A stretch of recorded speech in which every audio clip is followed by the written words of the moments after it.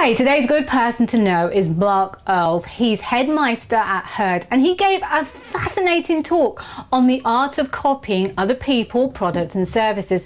And that's because he says that you can create new and original stuff by copying others. He's written a book called Copy, Copy, Copy. And as you'll hear in this video, he explains how the iconic legend Elvis Presley has copied virtually everything that symbolizes who he is, from his music, his dance moves and his dress sense. He also said other people like William Shakespeare and Isaac Newton have also been known to copy, and that doctors have also copied other theories and ideas so they can create something brand new.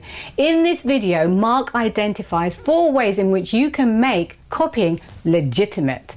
So if you're the kind of person that's looking to be creative but not really sure how you can do it, this is the perfect video for you.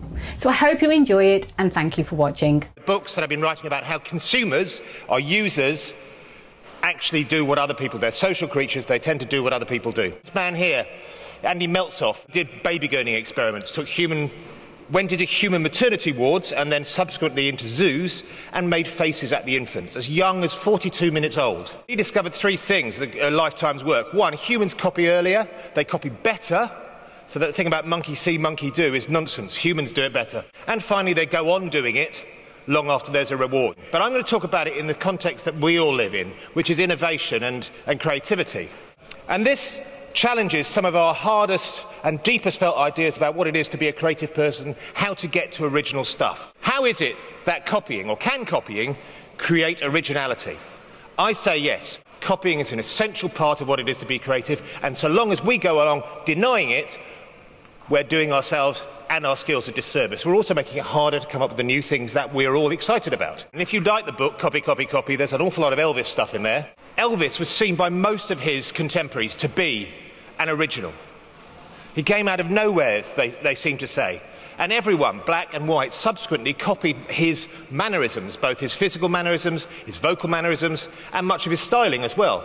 It's hard to think that just a few years ago, we had a Doctor Who, David Tennant, with an Elvis haircut. But how original was he really?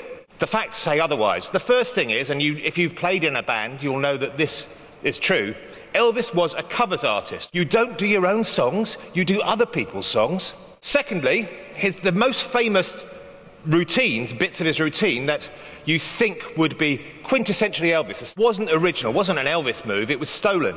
It was stolen from a local band that Elvis and the guys had actually supported, a band called Freddie Bell and the Bell Boys.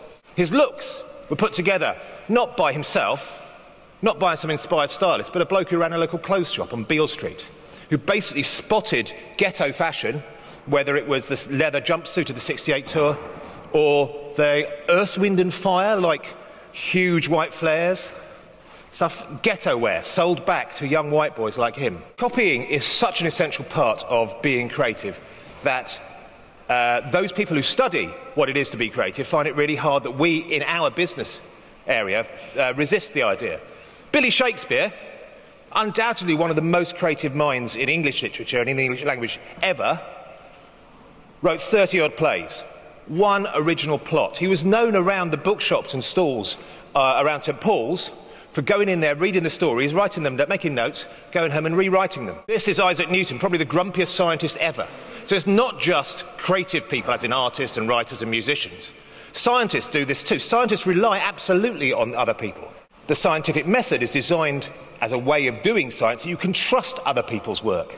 This is one of my particular heroes, contemporary heroes, Grayson Perry. He says, why bother to try and have an original idea when there's all this shit floating around on the floor that you can just nick and repurpose? That's what all artists do. All creative people do. We've always done it since the beginning of time. That's what human beings and innovation is all about. This is Martin Elliott, who's Professor of Paediatric Cardiac Surgery and Medical Director at Great Ormond Street Hospital. And he, a decade ago, transformed the performance in terms of the outcome for patients. He spent the whole day, 12 hours, with this small child surrounded by experts with tubes and wires going in and out, slumped down in front of the Formula One highlights and went, pit stops. We've got a handover problem. We haven't got a medical problem. Left-hand side, there you've got what a racing car pit stop looks like. On the right-hand side, it's a It's an operating theatre. The point being here, he innovated, created something brand new by copying. Not by copying immediately close, but by copying from a very long way away. But I wanted to leave you with 4 things you can do. 4 things you can do to use copying to make better new shit. The first thing is copy loosely, not tightly. Don't replicate, copy. One of the things about Warhol that's so cool, what works is what doesn't work. It's when the prints are out of register. That's when it looks good. Part of the great beauty we'll see in a moment is that copying, when done by humans, creates error. Love it. Embrace it. That's where the juice is. That's Elvis there on the left, and Sam Phillips, the owner's son, on the right. They're mucking about. If you play in a band, you'll know this. Boys play as fast as you can to try and get the singer to stumble over his words. Sam pressed that button on the desk and said, "What's going on there, guys? What are you doing?" And they said, "We're just fooling around." And he said, "No, go back to the top, do that again. That's popular music." Well, Apple used this famous set of drawings by Picasso of bulls, where on the left-hand side you've got a very naturalistic picture, and each step you take a bit out. Deliberately creating error, not by adding things in, but by taking something out. Copy from far away. Dave Brailsford is a pretty good data geek who just loved Moneyball and all that, examining the data, the real data of people's performances. He didn't get Sir Brad and the rest of them to be so successful, to have our first Tour de France winner ever, by just having the numbers there. He did it by asking different kinds of questions. What are the things outside our knowledge and expertise which shape the performance of our athletes? If you're an athlete, you need to perform for about 300 days a year at your peak or nearabouts. Imagine you could get 14, 21 of those days guaranteed at your peak, that you wouldn't be at half power.